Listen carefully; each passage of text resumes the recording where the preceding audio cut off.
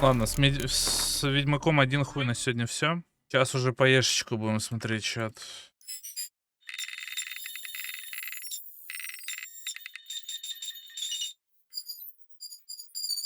Мяу-мяу-мяу. Спасибо. Что ждешь от лиги? Расширение актов.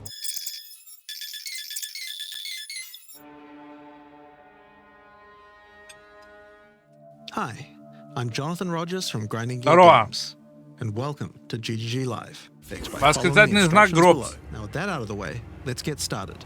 Ну давай, удиви. Karui! I have called you here to save our people, to save our way. Over the ages, we have known pain like no other, but we endured, and we became mighty. Now, outsiders dishonor our shores, and we have stood by, doing nothing. Hear my voice, ancestors! Show us your strength! Show us the true way! I understand.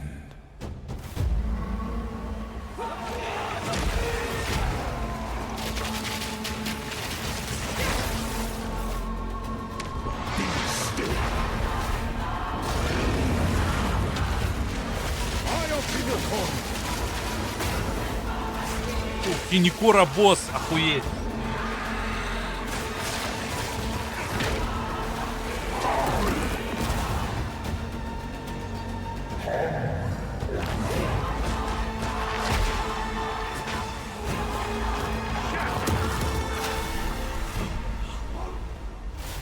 The true Lokura Makoi will rise.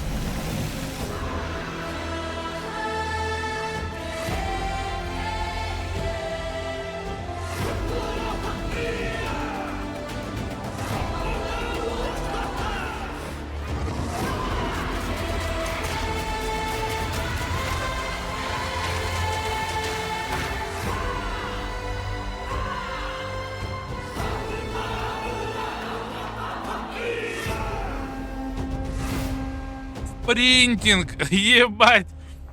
Принтинг. Нихуя себе.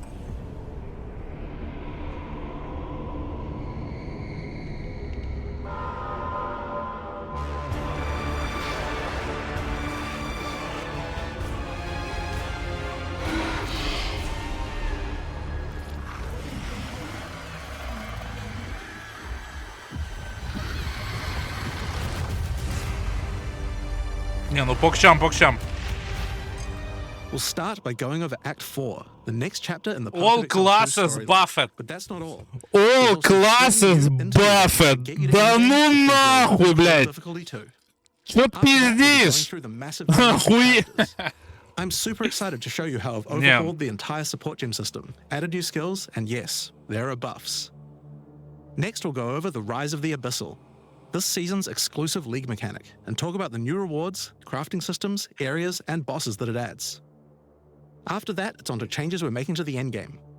Then it's time to talk about items, crafting, and oh yeah, trade. That's going to be a big one. We'll then go over our new supporter packs and finish up with a live О! Q&A session where Ziggy D will ask Асинхронный Path of Exile 2's трейд. game director, Трейд, myself бля. and Mark your questions from the Twitch chat. Ебануться. And after that, at 4 p.m. Pacific, hatch notes. They're not quite complete, but they should give you some nice details to chew on. We've got a lot to cover today.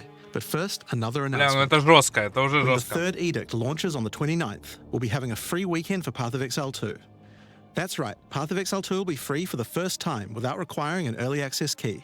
А, The все, free уже weekend full will end on бесплатно, September чат. the 1st, so Всё, you have full plenty of time to бесплатно. give the game a try. The story continues from the end of Act 3. Doryani has agreed to help you find an ancient weapon that can be used against corruption, the instrument of the Third Edict. The weapon was broken in ages past, but he believes that the pieces may be found in the Не Karui full? archipelago, the home of the Karui tribes. You will need to journey Там to еще Kingsmarch, P1 есть. Вот такая игра. hire a ship, and set sail. When you open the map, you can choose to sail anywhere you like. Act 4 is completely non-linear, and you can visit the islands in any order you choose. Will you visit the pristine beaches of Whakapanu Island? The Karui whisper of a curse that afflicts all who travel there. Perhaps it's related to the weapon you seek. Or maybe you will visit the volcanic shores of the Isle of Kin. The Kin have been more restless recently, mining for sulfite and driven by some dark force. Perhaps you will choose to consult with one of the local Karui tribes. Their ancient wisdom could hold clues to finding the third edict. И какой? No matter where Подожди. you choose to go, you will fight dangerous beasts, find fabulous treasures,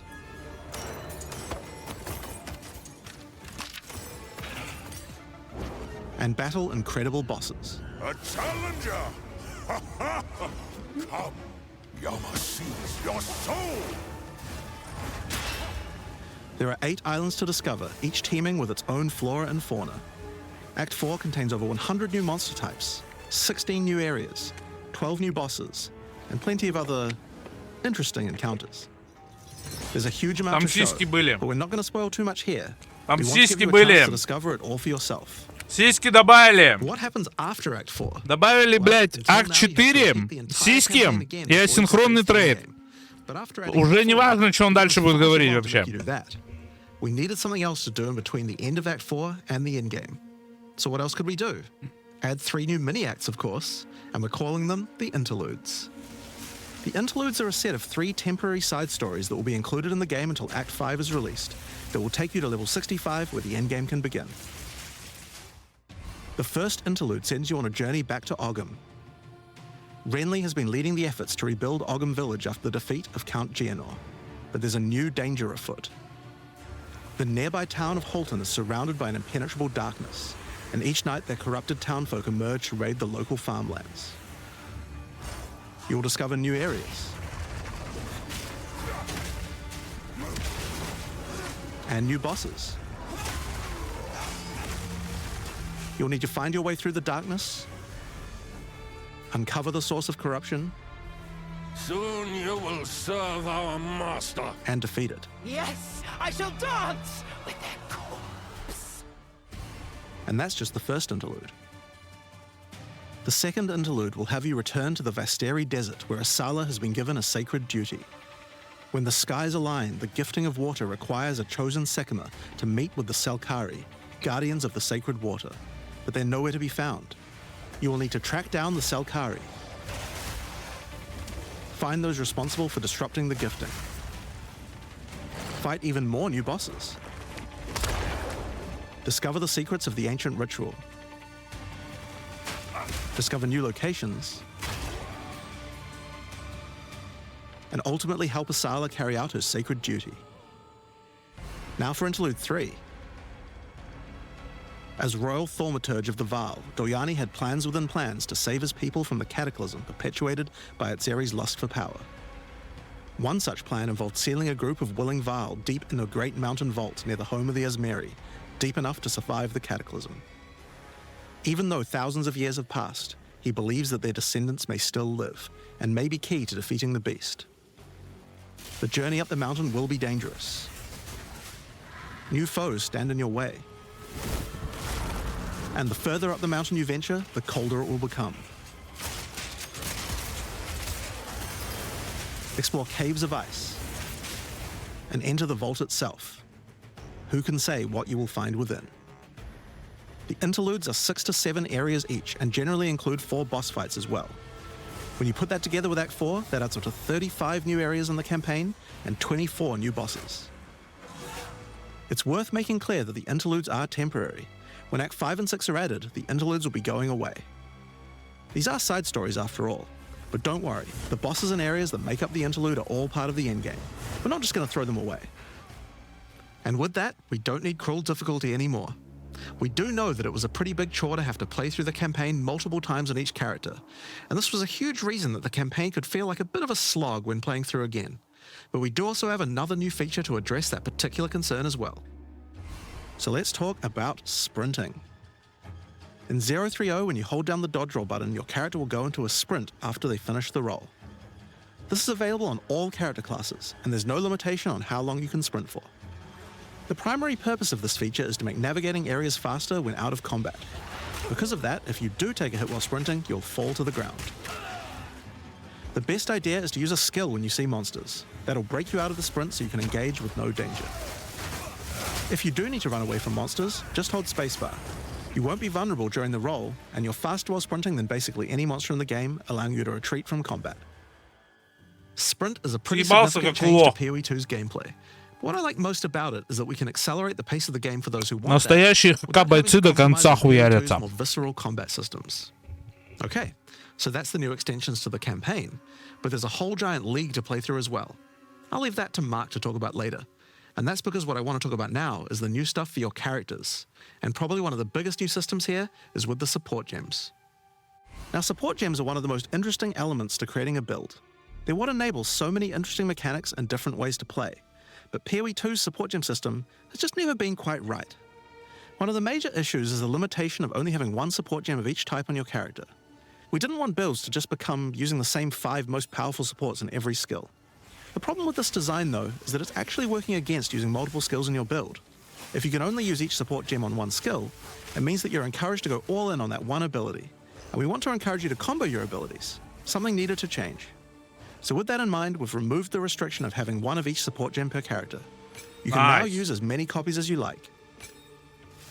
This should drastically increase the amount of possible builds and increase the amount of skill diversity.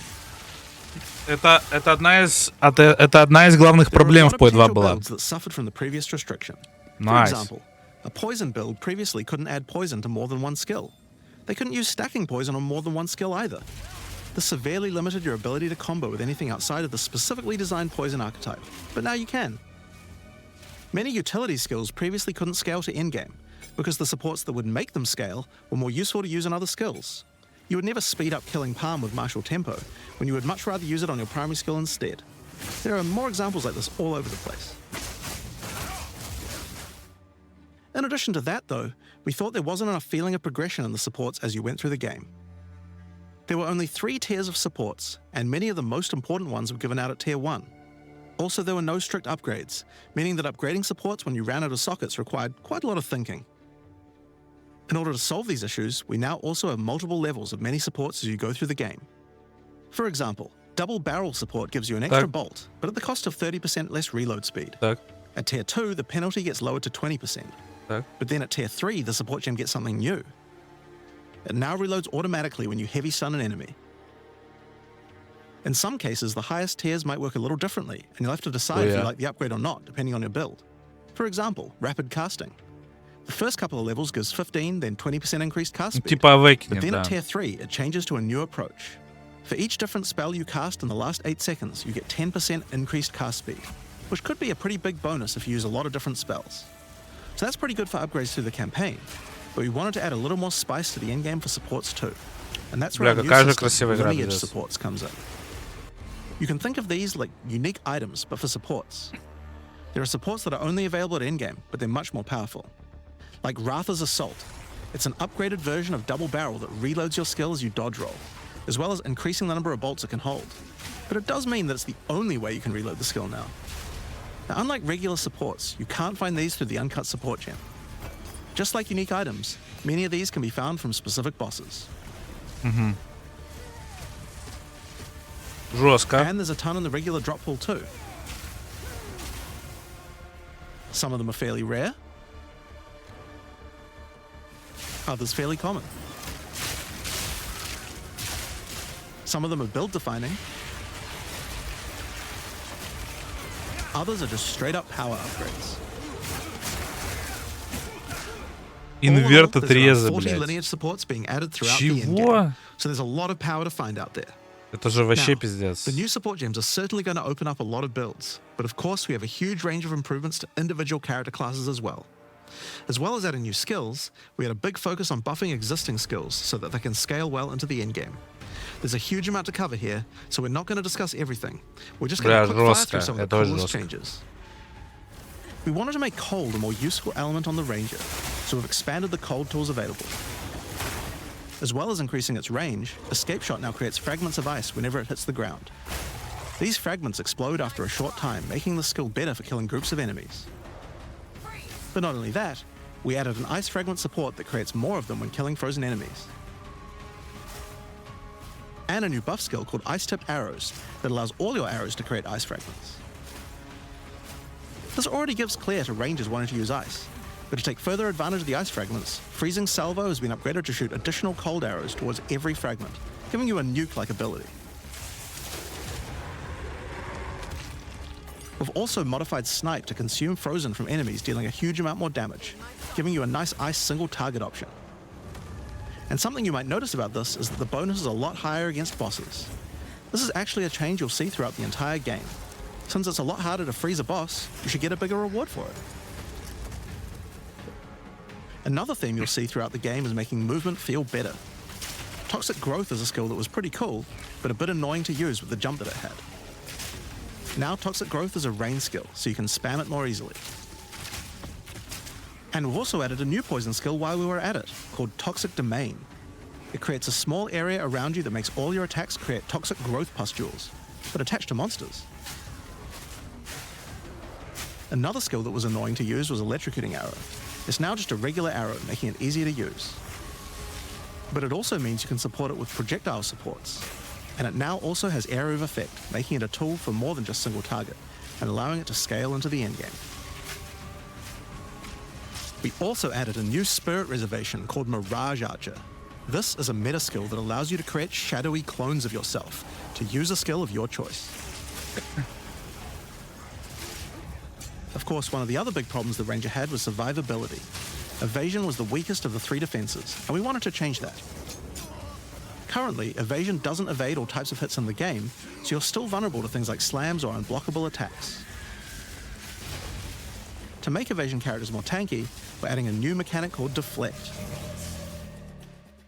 Unlike Evasion, Deflect works on everything, and if you successfully deflect a hit, you take 40% less damage. Items can now give you a mod that gives you some amount of deflection based on your Evasion. And there's a bunch of it available on the passive tree too. Deflection is rolled in addition to Evasion, so this is an upgrade for regular hits too. And unlike Evasion, there's no maximum chance. You can reach 100% deflect against all hits if you spec into it enough. Of course, this is a buff that helps all Dex characters, so the Mercenary and the Monk, but especially the Huntress, are seeing big defense boosts from this as well. Speaking of defensive mechanics, let's talk about block and parry. Now, one of the big concerns on the release of the Huntress was parry feeling unreliable. One of the big reasons for this is there's a lot of hits that are not blockable, and thus not parryable either.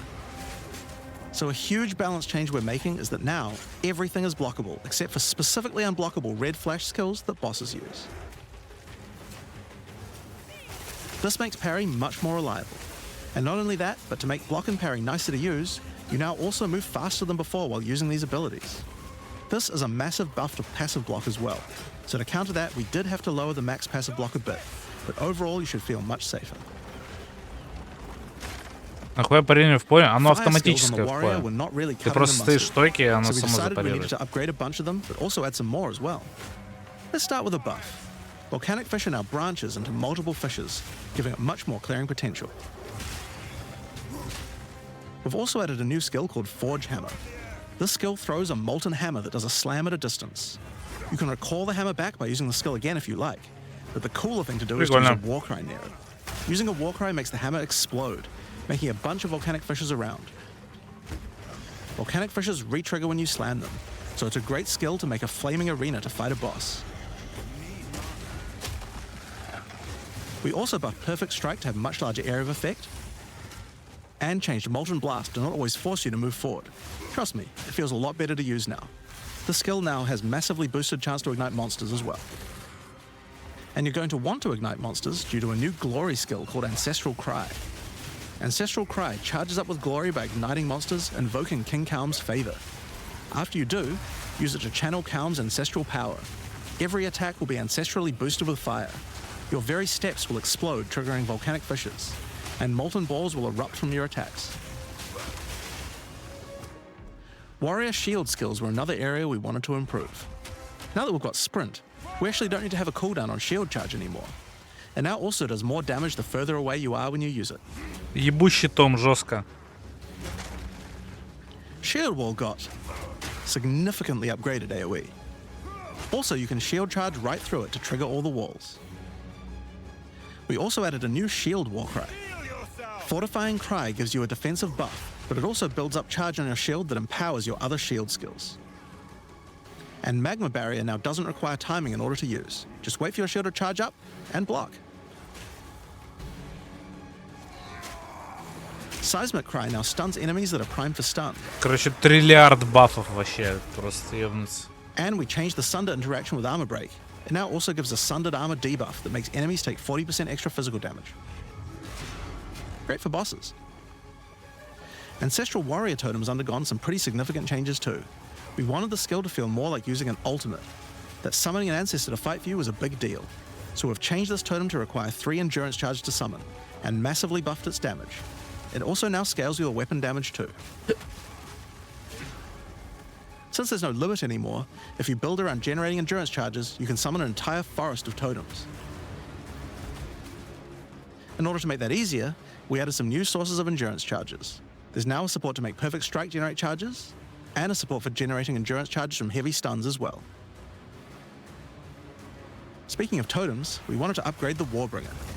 Among the other changes we've made to this class, Answered Call now gives an extra totem, and the spirits have just been generally buffed in many ways. Use it with your limitless ancestral warrior forest to make an army of Ебите Kuroi его, that make мужики, Tukahama блядь. proud.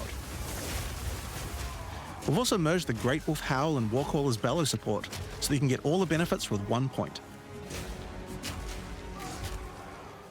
And Encased in Jade no longer removes the Jade when getting hit, making it a much better defense. Next up, let's talk about accuracy.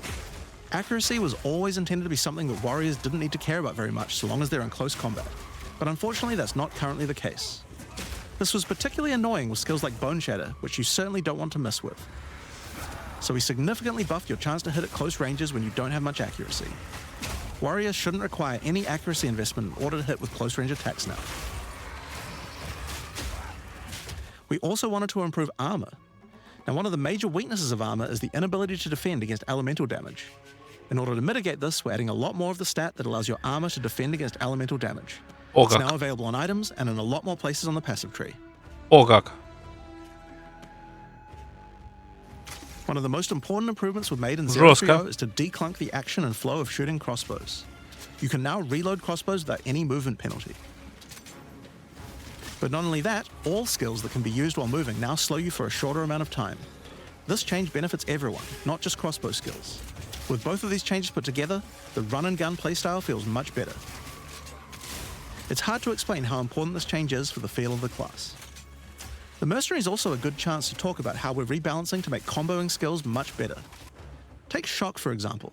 It buffs damage and lasts 4 seconds right now, but that isn't really giving you enough time to take advantage of it. If you're going to add a lightning skill into a build that otherwise wouldn't use one, we need to make mechanics like this much better. So we've increased shock duration on monsters to last 8 seconds. And skills like Plasma Blast, which are intended to be good at shocking enemies, now increase the damage bonus by a lot more. You'll find changes like this all around the game. Chill now lasts 8 seconds, giving you more of a reason to weave in cold damage. Freezing skills are better at freezing. Burning skills need to cause burns that last longer. But making skills like Permafrost Bolts and Incendiary Shot double down on how they're supposed to be used, it makes using them in your build alongside other skills much more likely. We're also making sure to buff specific combos too. The freeze explosions from frag rounds now chain to nearby enemies. And using high velocity rounds with armor break will now fragment the opponent's armor. This causes monsters to take a portion of high velocity rounds damage with every subsequent Weird hit, damage. even tiny pellets. So that means following it with a shotgun blast is way more effective. Now there's a lot more buffs to crossbow skills, but for now I'm just going to talk about the new one we added, the Mortar Cannon. This one lets you socket any grenade skill, and using it will summon a cannon which loads and then fires the grenade you choose. Прикольно. Арту добавили, чат. Another issue on the Mercenary were banners. They were just not very good, so we're doing a big upgrade to them. They now last longer, don't disappear when moving out of them, and we removed the Valor mechanic. They now just give a much more consistent and stronger buff, and you can use them when you get enough glory. On which, one of the main focuses was making various minion types more useful to use together. Melee minions in particular were just not that great compared to ranged ones. As a starting point, we just straight up removed the requirement for minions to have accuracy. Attack minions now always hit, which makes them way better. Brutes got some good numeric buffs, but we also added a new command skill where they do a war cry that intimidates enemies and detonates any frozen monsters and allies around you in a big cold explosion. We've also changed the Frost Mage's command skill to an ability that adds ice armor to your other minions, adding a layer of defense. And it makes them deal cold damage back to the attacker as well. The ice armor also makes the minion count as frozen, so the Brute's Warcry can detonate them too. Unearth was changed to work on corpses of your dead skeletons, allowing you to summon the minions more easily in boss fights. And they also got a new jump ability, allowing them to get into combat faster. Ray's Spectre was also feeling pretty weak for the spirit cost they have. To be honest, we were a little afraid of these when we first balanced them. We've both decreased the spirit cost for a large range of monsters, and have significantly increased Spectre damage too. They should feel a lot more impactful. There's also a lot of new spellcaster weapons with newer cult skills, but I'll just talk about one of them that I thought was particularly cool. The Reaping Staff is actually a wicked scythe that gives you a new ability called Reap. When an enemy is low in life, you can dash forward and rake enemies with the scythe to cull them instantly, healing you. It can also inflict critical weakness on enemies too. Now, there's a lot of balance changes in the Witcher's Ascendancy classes, but I'll just talk about two of them for now. On the Blood Mage, you were previously required to spend your first points on Sangomancy, which really was supposed to be the downside for being able to access the powerful abilities on the rest of the class. In order to make picking the Blood Mage a better early option, we've made Sangomancy free, unlocking the power of the rest of the class immediately. On the Infernalist, the Demon form wasn't something people were really using because you lost your weapon stats while transformed. Well, you no longer do, so it's a much better option now.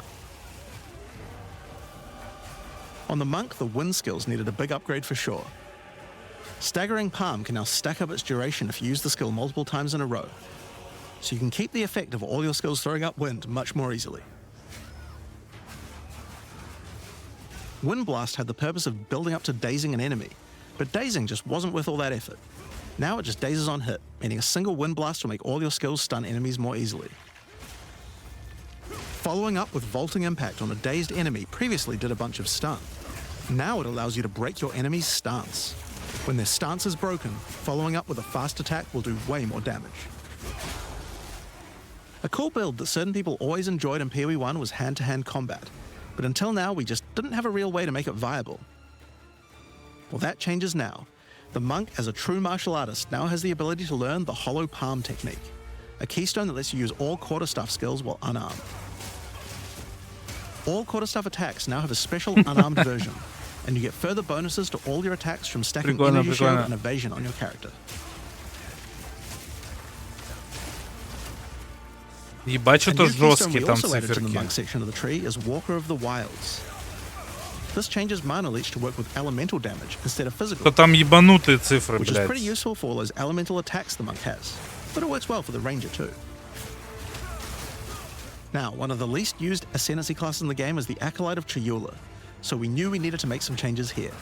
One of the key things we had to do was make the chaos damage that the Acolyte can do much more useful. So we've added a new skill, allowing chaos damage to ignite, shock, chill, and freeze, embracing the elemental prowess of the Monk in a truly chaotic fashion. In addition, he can make all of his chaos damage leech. And we've buffed Into the Breach and Embrace the Darkness by moving the effects of the 4-point nodes into the base skills. He also gains a new notable, Grasp of the Void, which leaves void illusions behind you as you dodge roll. If they're killed, they do massive explosions of darkness, dealing damage to everything in sight. Now let's talk about Sorceress skills. One of the things we wanted to improve on the Sorc is the ability to use multiple elements together more effectively. Now, this might seem small, but one of the things pushing you towards using a single element is debuffs like Elemental Curses, which lower resistances of a single element. In order to fix that, we're making quite a lot of game-wide changes to these kinds of mechanics to broaden what they apply to. So for example, there's no longer 3 curses for fire, ice, and lightning. Instead, there's just a single curse that buffs all 3 at the same time.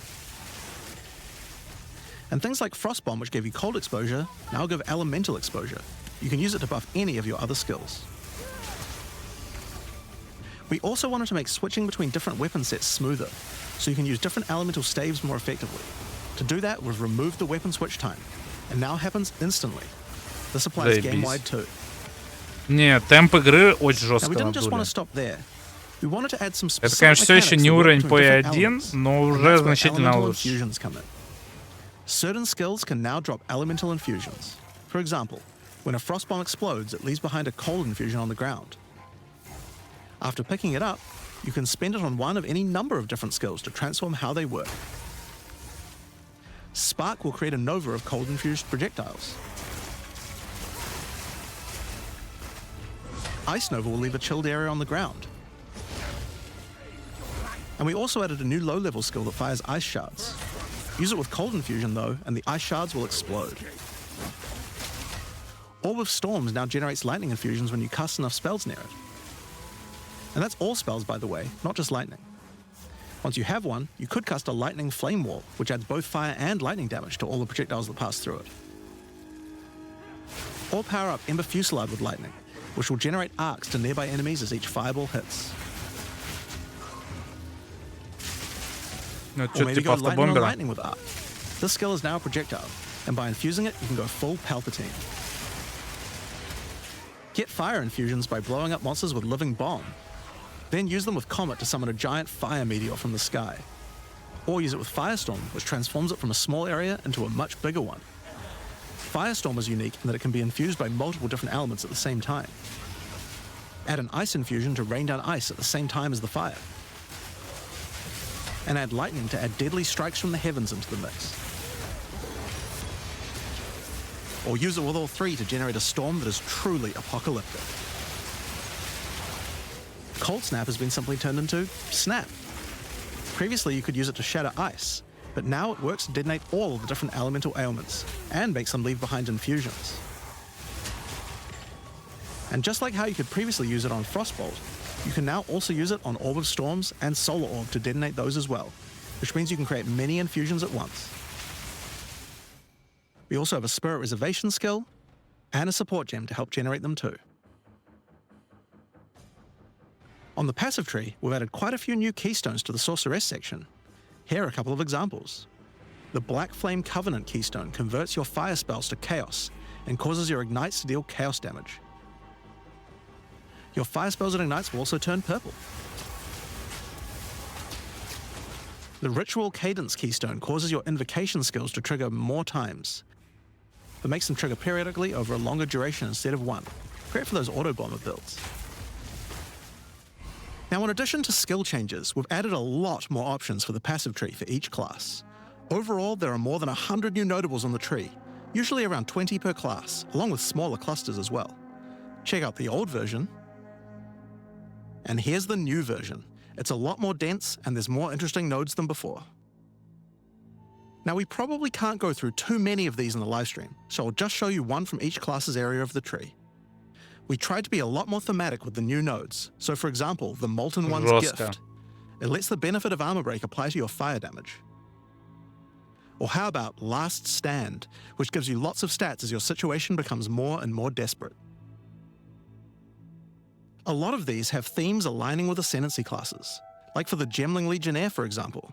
You have crystallized immunities, which makes you immune to different status ailments depending on which support gem color you have socketed the most. Прикольно. Another Ascendancy class aligned notable is Sanguimatic Rituals. It allows arcane surges to generate life instead of mana, unlocking that support gem to be used with the Blood Mage Ascendancy. In the Sork area, you'll find these Archon nodes that allow you to convert all of your elemental damage to a specific element. You become a Lightning Archon when you spend enough mana, after which all your skills will be converted to lightning, and you will do extra lightning damage as well. We have ones for cold and fire too, with different triggers. Here's another cool one. Elemental Practitioner gives crit bonuses if you've triggered a skill recently, while also making crits generate more energy for triggers. Or maybe you'd like the Great Boar. It gives you a reason to stack dexterity to make you tougher, giving a bonus to life and stun threshold. Or the Cunning Fox. It straight up gives you 5% quality to all your gems. Now, another major change is attribute Ну, что-то requirements. бафы We пиздец felt like players жесткие. probably had a few too many nodes and attributes and not enough in interesting passives, so we lowered attribute requirements by 25% across the board. That means you'll have more points to spend on interesting notables rather than just needing to allocate more strength, dex, and int. Now, there are way more changes than just these. These are just some of the cooler ones we wanted to show off, but I'd say that's just about enough for now. We're not even half done yet. So I think it's time that we talk about the League, the rise of the Abyssal. And to do that, I'd like to hand things over to Mark. As you just saw, even though there are major changes to the campaign for this update, we want to make sure that every time you come back for an expansion, each area feels different with something extra going on. It is really important to make sure your experience when returning between expansions is fresh and filled with new content. And the way we did this was through leagues. Oh, hi, Mark. Every expansion we make has a league, which not only has a fresh economy, but also has new content exclusively available in that league. So, let's delve into the details of what Path of Exile 2's first official league is bringing to the table. The Abyssal are a race that have mastery of forbidden magics and necromancy. They were thought to be extinct, but have merely been biding their time underground. You first encounter signs of the Abyssal in Clarefell, where you discover that during the night, weaker members of the Undead Legion have been attacking the encampment. The townsfolk require your help to investigate where the monsters are coming from and put a stop to their attacks. Out there, ancient creatures, lurking beneath the surface. As you proceed through Rayclast, you'll find fissures in the earth connected to larger pits. The monsters normally inhabiting the area are being affected by it, harmed by it even, having their souls eaten to strengthen the Abyssal underground. As you defeat the monsters, the fissure closes and Abyssal emerge, angered by you killing their food. Once all those fissures have been sealed, the pit activates, and more Abyssal pour out. This is where the larger and more dangerous monsters reveal themselves, as hordes of Abyssal spew out from the pit to take your soul. If you kill a magic pack, then magic Abyssal arise. If you kill a rare, then a rare monster will emerge from the pit, having absorbed some or all of its modifiers for itself. This means the monsters emerging will generally be more difficult and more rewarding, as each modifier gives better rewards. Нет, все прикольно, а харды где? If you are able to kill them all, the pit will seal shut. As each pit is closed, it reveals a potential reward. Abyssal troves will rise up out of the pits, allowing you to get some epic loot. Пепега лут. Areas often contain many pits, with many fissures, and the amount goes up as you progress through the game, getting more intense. It doesn't stop there.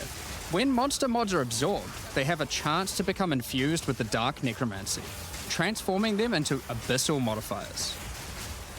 For example, you defeat this monster with the mana siphoner modifier. Their soul is eaten by the pit, and a rare monster emerges. The mana siphoner modifier has transformed into soul siphoner, and is now amplified in danger and reward. Сдуло нахуй мужика, блядь. Abyssal pits also interact with other monsters and mechanics. If you defeat a rogue exile that's near one, it'll be revived as a Lichborn that has multiple Abyssal modifiers. Lichborn exiles even have their own unique Litter, jewel they can блядь. drop, if Ага. you are lucky enough to encounter and kill them.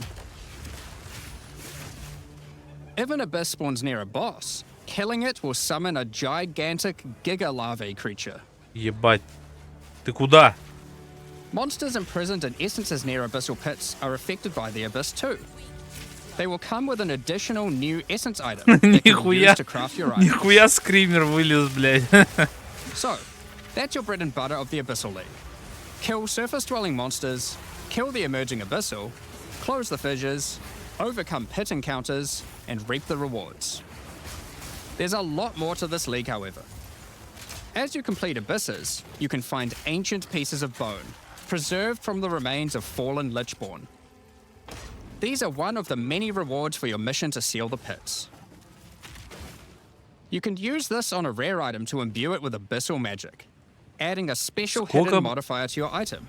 String bow, 3 additional arrow, блядь. In Act 2 of the 3, campaign, блядь. you'll encounter a new area. This area is overrun by the Abyssal and the Lost Men. After clearing through this area, you'll find the Well of Souls, a giant cavity with a massive vortex of souls swirling beneath you. So how do you reveal the mods on your Abyssal-infused items? Это много. Obviously, just throw them in, Ну, right? было один. Yes, that's exactly what you do. Before throwing it in, you are given the option of how you want to transform it, in the form of a choice of 3 different modifiers. Once you've chosen your desired mod, throw it in, where it will absorb the power of the souls, and the ominous creature will then retrieve it for you. Нахуй выкинул. These modifiers can be ones from the core mod pool, all the way through to specialized modifiers that cannot normally appear on items. During the campaign, you can use it as a way to more easily add useful existing mods, but during the endgame, there is a whole set of new and powerful mods you can add to your items. Like this mod for crossbows that allows you to place an additional ballista totem. Or this one that adds spirit to your staff. Or this one that allows you to generate more combo with your quarterstaff skills. And speaking of endgame, you can also use the system to craft waystones. With a preserved vertebrae fused into your waystones, Так, you can get some new modifiers that push difficulty and rewards to new heights. так. Here are some examples of those mods. You always get a choice of 3, so you can avoid anything you don't think your character is capable of. With this Union of modifier, Souls the рарки, natural блядь. inhabitants of the area are all Удачи spawned near убить. abysses. And there are up to 9 additional abyssal pits in the area, making it just a full-on abyss ruckus. Or this one, which causes the final abyssal pit in the area to always result in a boss encounter, be it either one underground or one that emerges out. There are dozens of these waystone modifiers in total you can get from this crafting. That covers the new crafting mechanic. So what's left? Well, we talked about how when closing pits you can get abyssal troves, but sometimes when closing an abyss, you'll reveal an underground cavern that leads to the abyssal depths. After jumping into the depths, you'll find an abyssal city, swarming with legions of the undead. When underground, every single rare abyssal enemy will have an abyssal modifier. And at the end of the dungeon, you'll even find a rare with a more powerful Lichborn modifier. Once you're able to defeat this powerful rare, you can also find some nice rewards. Aside from the entire area being valuable due to the abyssal modifiers on the monsters, it has its own specific drops too. One example is a set of lineage supports that can rarely be found in these depths, like Kurgel's Leash. This support empowers both you and your minions when you command them, granting unholy might to you both. Another depth-specific outcome is a set of omen-like items that amplify your abyssal crafting. Additionally, we're adding some new socketables that can drop from the abyssal depths. Take Ulaman's Gaze, which can be socketed into your armor. These are a bit special in that you can only have one equipped at a time, but give some pretty powerful effects. Think of them as almost a unique socketable for your equipment. In the endgame, where you can still find depths, you also start to find a different type of underground chamber. In these areas, you'll find an ancient spire, a device being used by commanders of the abyssal factions to plunge Rayclast into a Это lightless ж void. моделька Итера, нет? Your goal is simple. Kill this commander and destroy the spire. Просто зеленая. There are 4 bosses in the Abyss League, and there are some pretty cool uniques available from them. An example is this belt, Darkness Enthroned. It has 2 sockets. But hold on, socketables don't work on belts. Well, this belt has a special mod that allows it to count as a different slot for the purpose of socketables. This one, for example, counts as a helmet. I kind of want one that counts as a body armor. I wonder how rare that one is. You can also find this unique jewel, Undying Hate. This jewel transforms part of your passive skill tree into an abyssal version, and has multiple depths. The deeper it goes, the more of your passive tree is affected, allowing you to fulfill your fantasy of becoming part Abyssal Lich. Now, the last thing that Abyssal commanders can drop is a Finger of the Lich. But what use do you have with a random Удачи undead разобраться finger? с сидами. Well, the next time you return to the Well of Souls, with the finger in your inventory, your character will almost feel compelled. To do what, though, you might ask? To jump in. The items you threw in came back more powerful, right? So, Прыгай. what's the worst that could happen? Well, you will just have to find that one out for yourself. Along with the introduction of Act 4 and the Interlude, we will be adding 25 new in-game maps. These maps will contain all the new monsters and bosses we're adding, improving variety and giving you opportunities to experience the new boss fights many times. Let's take a look at some examples. Rock Pools is a map where you explore a shallow rocky coastline, surrounded by coral and filled with sirens. At the end is a giant Goblin King boss, ready to eat sulfite and squish you like a bug. Ням. Это, блядь, Holton ам-ням. is an Ezomite township which Пожилой, has seen better блядь. days. Explore and clear the township to find a gothic, reaper-like boss with the ability to manipulate storms and fry you with both lightning and wither you with chaos. Given some of the new bosses added are a bit more epic, such as the Act boss and final bosses of each interlude part, it would be a bit of a waste to just use them as regular map bosses. Instead, we'll be adding some new mechanics to the Atlas that use them. These start appearing pretty fast into the endgame and will help bridge the gap until you do your Pinnacle Маяки bosses. остались, увы. In the desert biome, you can encounter a wild sandstorm.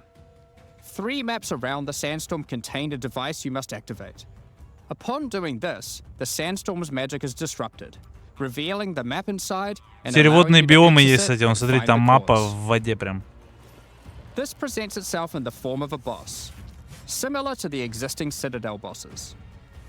This boss is a Faradin Swordmaster, who has been blessed with the power of a time gem, allowing him to take his swordsmanship to the next level by replicating himself, maneuvering rapidly, and severing the fabric of time itself with his powerful slashes. In the water biome, you'll encounter a giant maelstrom, where one of the maps surrounding the water biome connects to it, but the connection is obscured. You must run the maps nearby, hoping to find a beacon, which will remove the maelstrom and reveal the connection to that map. Another example is this Vaal vault in the mountain biome. But how do we get inside? Running the adjacent maps to it will yield a key, which you can then use to gain access to this vault. Or, you could just trade for one, I guess. Use the key to dispel the powerful force field surrounding it, leading to the Vaal Elite and their rewards inside.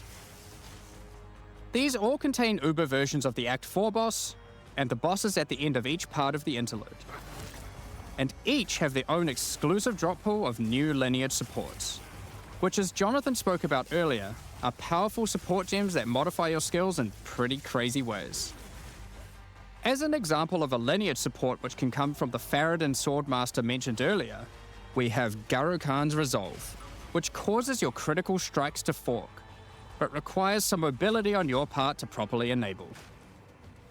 From the boss sealed in the Vaal Vault, we have Paquate's Pact, which supports your war cries, causing them to inflict massive amounts of corrupted blood at the cost of your own life.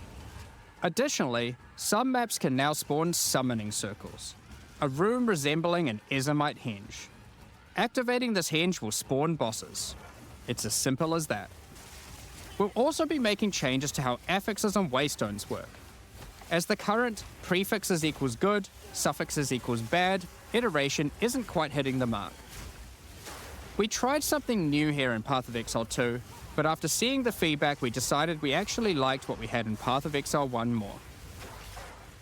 Like Path of Exile 1, each affix will now be both difficult and rewarding. Waystone mods now grant an increase to the number of waystones dropped, and an additional specific upside attached to it. This means as you roll your map, they will continue to get more difficult and more rewarding, and allow you to customize the difficulty and rewards of your maps better.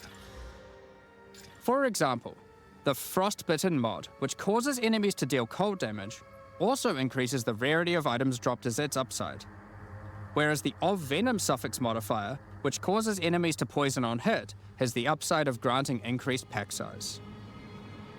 Some maps will end up having a lot of rarity, some a lot of pack size, and others will just have a mixture of everything. Due to now having more modifiers granting difficulty, we will of course be reducing the difficulty per modifier to account for this. So, that's your Atlas, maps, and waystones, but what about Breach, Ritual, Pinnacle content, and others of the sort? Так. We're making some changes around this too. The first change is that you'll now be able to invest 2 points into your specific League Atlas trees before having to run the Pinnacle content. There will be a specific objective for each type of content which grants you those points. For example, in the case of Delirium, it's simple. Хуя You just урон. need to find and kill one of the bosses in a map. Ну, есть Omniphobia урончик, блядь. or Kosis. The rest of the points for each content come from the Pinnacle content, but we're making some changes to accessibility here too. Currently, access to most Pinnacle content requires the same key at the easiest and most difficult version of the content.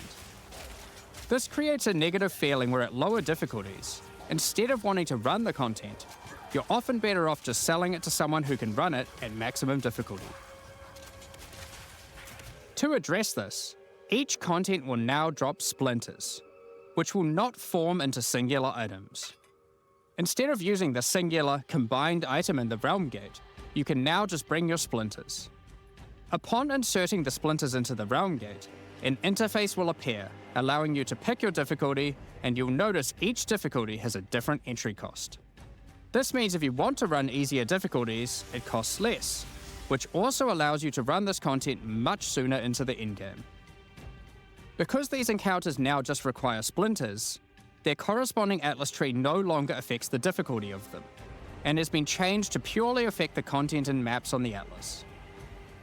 The Arbiter of Ash works a bit differently. Instead of requiring splinters, he still needs crisis fragments. We now have only 2 difficulties of the Arbiter. The first, requiring the existing fragments obtained from citadels. The second, Uber Arbiter, requires Calamity fragments. These come from citadel bosses also, but only once you've allocated the maximum number of points in your boss Atlas tree, ensuring those citadels are at their highest difficulty level.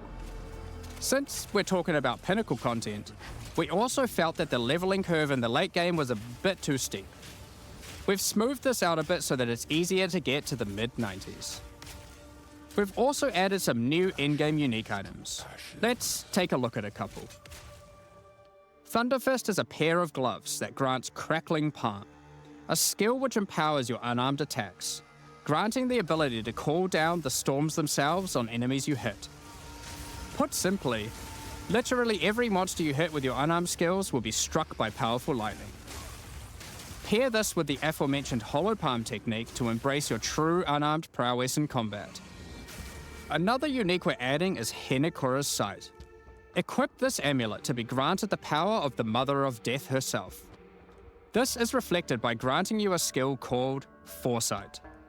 While you have Foresight, your dodge roll no longer avoids hits. But instead, being hit while dodge rolling restores you to full life and makes you unable to die for a brief period of time. You'll notice when this does occur, a copy of your character appears and takes the full damage. This is you seeing that future, as if you hadn't been wearing the amulet.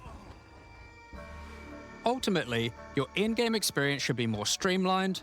With new content to find, you'll be able to invest in your Atlas trees sooner, engage with Pinnacle content faster, have less FOMO running said Pinnacle content, reach higher levels easier, and do all of that while finding many new chase endgame items.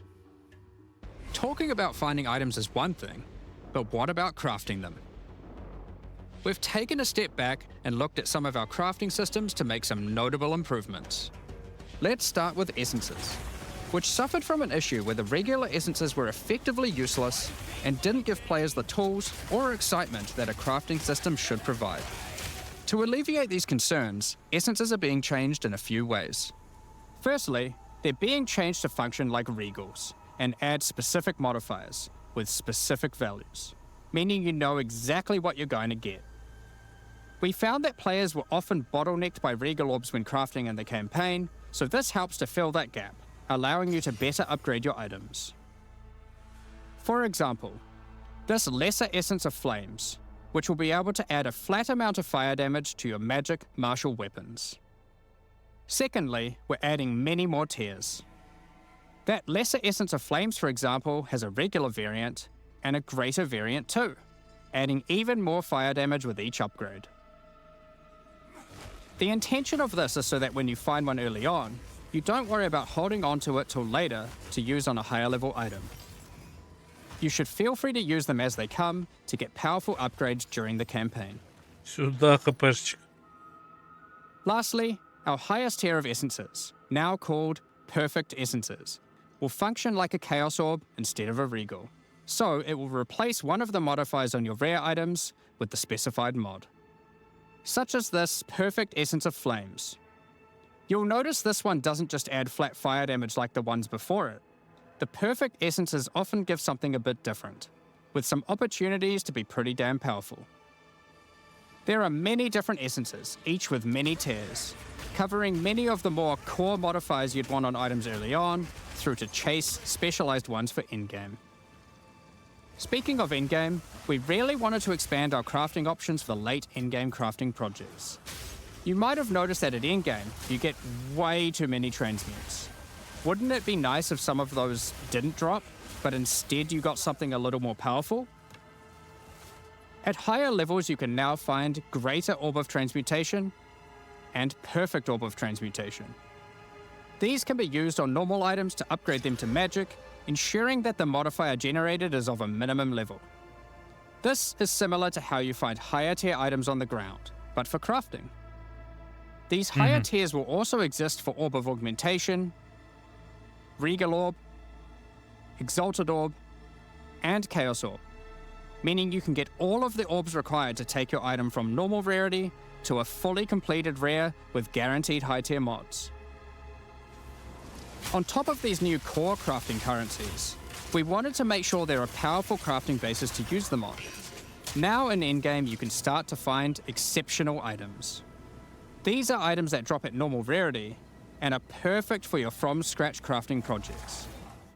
They can come with extra quality, up to 30%, or an additional socket to use your crafting socketables in.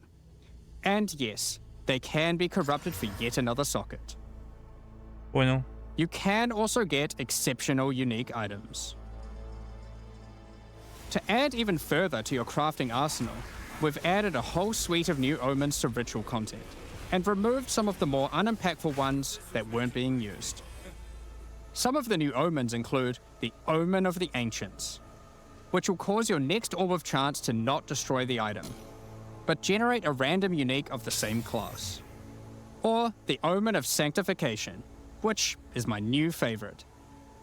This will cause your next Divine Orb used on a rare item to reroll the values of its modifiers, allowing it to exceed the normal minimum and maximum values, raising the ceiling on the new most powerful rare items in the game.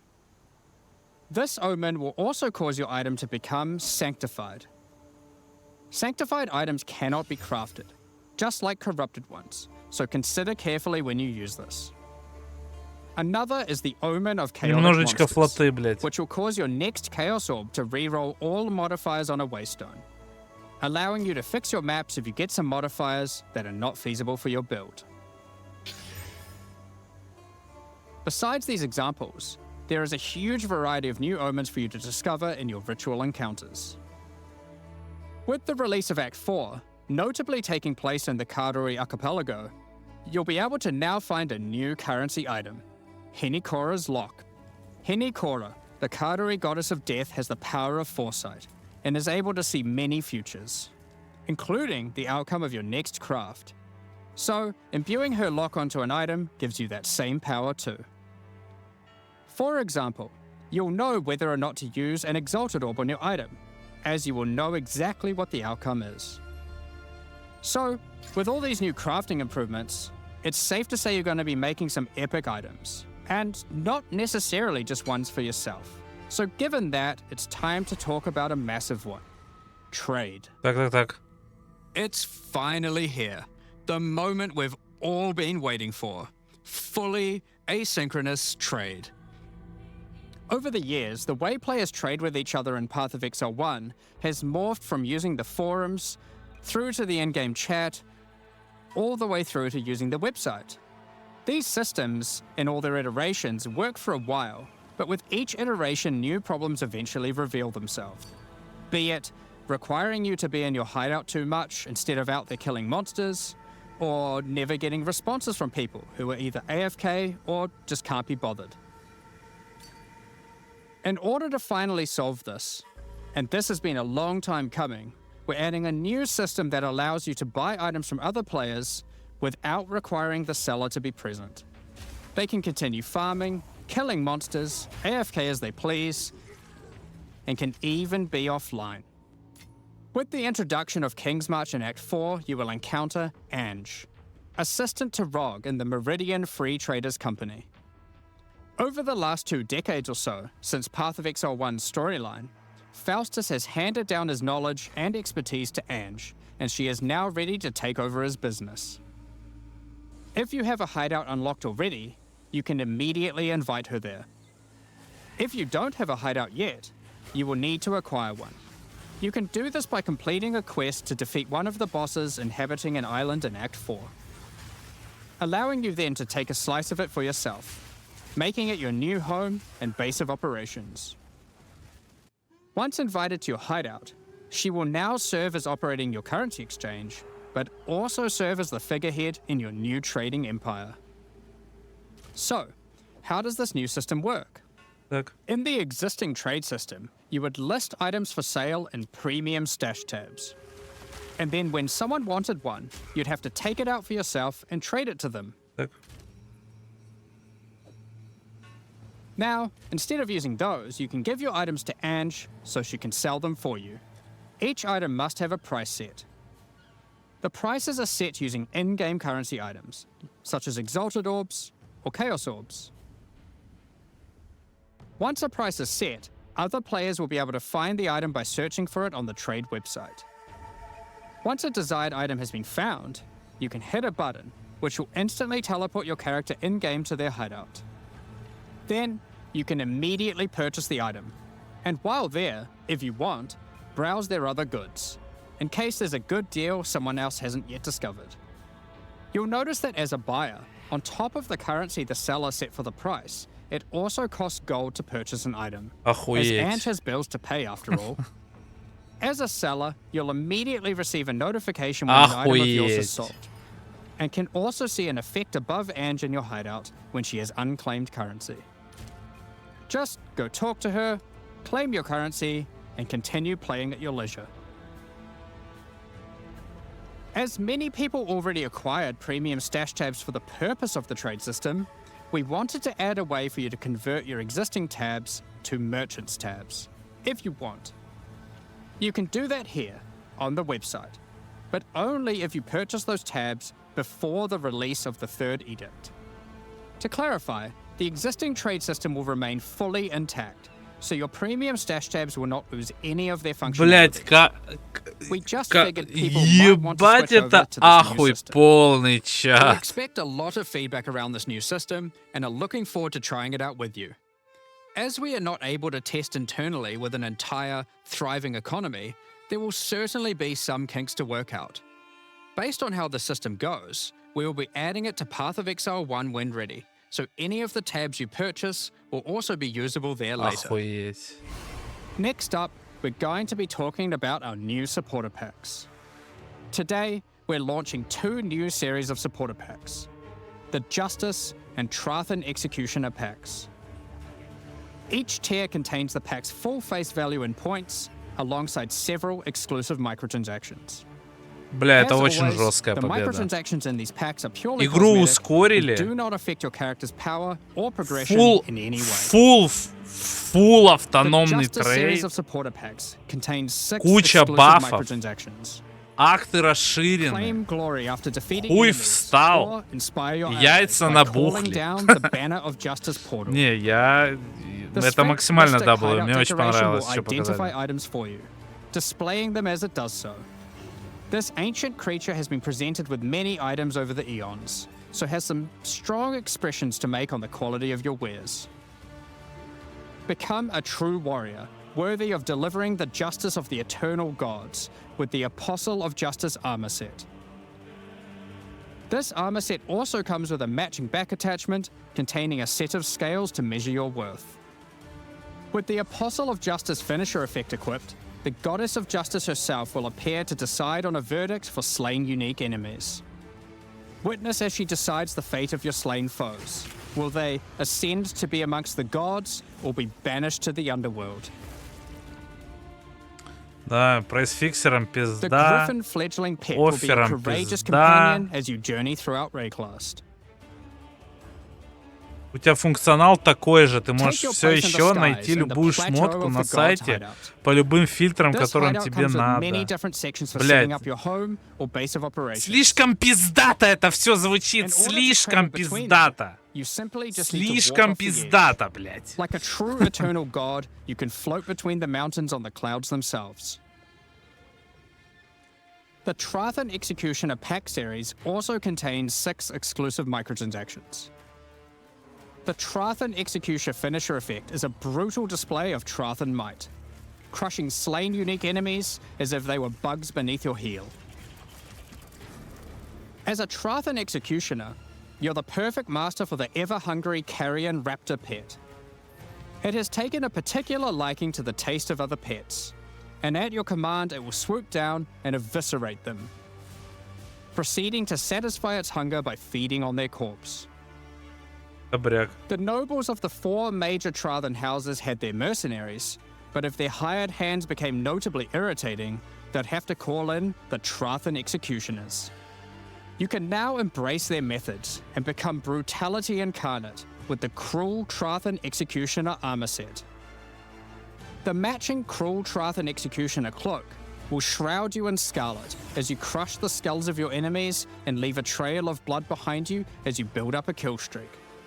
Or use the alternate variant to simply put a skeleton on your back. Be bathed in blood as you mutilate monsters with the Cruel Trathan Executioner character effect. The swirling blood increases in volume as your spree of slaughter continues. Both this effect and the cloak use the same kill streak for tracking how much blood is shown. After a long and tiring day of executions, enjoy a relaxing game of dice with the Goblin Gambler's Hideout decoration. They'll definitely be playing fair, right? The Pulverizer map device brings a horrid efficiency to punishing the damned of Trathis. Each map you open will execute the next victims. This map device in its true ruthlessness tracks the total number of monsters killed, your kills per second, and your largest kill streak up to the point of the map being completed. This is then displayed on a leaderboard so you can take a measure of you and your friends' violence at the end of each map. Additionally, any microtransactions from the supporter packs will be made available for use in Path of Exile 1. That's enough about cosmetics. Let's get into the Q&A. But firstly, I want to give a huge thank you for your ongoing support. We're just about to start the Q&A with Ziggy D. Afterwards, at 11 AM NZ time, or 4 PM Pacific, we'll post Path of Exile 2, the Third Edict's patch notes. With the release at the end of next week, our community team will be posting crucial information you need for the release. Keep an eye on the news. Thanks for joining us today and checking out our latest developments. We're looking forward to seeing your experiences with Act 4 and its new bosses, fighting the Abyssal, trying new builds, and crafting new items. We'll begin the Q&A shortly, so please get your questions ready. Бля, это супер жестко. У меня только сомнения по поводу того, что добавляют 3 тира одинаковых куренси. Ну, типа, у тебя теперь есть Т1 трансмутка, Т2 трансмутка, Т3 трансмутка. И так с каждой куряхой. Мне кажется, это сомнительное решение. Ну, типа такое. Оно не всплывет в этой лиге. Все просто будут рейтить Т3 и все. Ну, какой смысл в Т1, в Т2, я не особо понимаю. Типа Т1, Т2 это на акты, а Т3 будет с мапок падать. Вот так, что ли, или что? Ну, короче, меня только вот это смутило, а в остальном ахуй полный. Игру ну вот то, что по видосикам сейчас смотрели, игру сильно ускорили. Ну, конечно, все еще не уровень по E1, но там, блядь, там еще долго. Расширили актики. Наконец-то, блядь, наконец-то full автоматический трейд. И я себе даже представить не мог, что они его сделают настолько охуенным. Но, блядь, как бы мне кажется, вот это вот окошко, оно уязвимо для некоторых взломов будет, знаете. Ну, блядь, все-таки как-никак Early Access, и я думаю, кто-то придумает что-нибудь не очень легальное, блядь. Вот. А так, в целом, я очень доволен тем, что показали.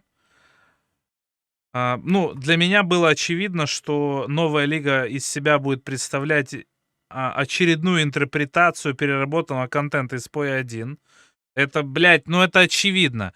У тебя сейчас весь контент из PoE 1 будут закидывать в PoE 2, пока не закончится. А потом уже дальше будет какой-то оригинальный свой контент придумывать для PoE 2. Ну, я так понимаю. В целом, заебись. Я сильно впечатлился. Настолько сильно, что мы завтра, послезавтра побегаем несколько часиков PoE 2. Просто запомнить вот этот медленный темп, который был в PoE 2, чтобы зайти 29-го и приятно удивиться от того, что добавили спринт, от того, что много чего апнули, от того, что добавили в ветку дохуя новых обилок, от того, что теперь нет ебаного гем-стрикта, блядь. Ты можешь любые гемы в любом количестве, в любые скиллы сувать, блядь. Это сразу надо было сделать, блядь. Все, full кайф, full кайф. Чат, максимальная triple-W. Еще раз повторюсь, мне пиздец как понравилось. Но я вынужден с вами попрощаться, потому что времечко уже позднее, пора спать. У меня завтра сдача анализа крови натощак. Не самая приятная утречка будет. Все, давайте, чат, ББ.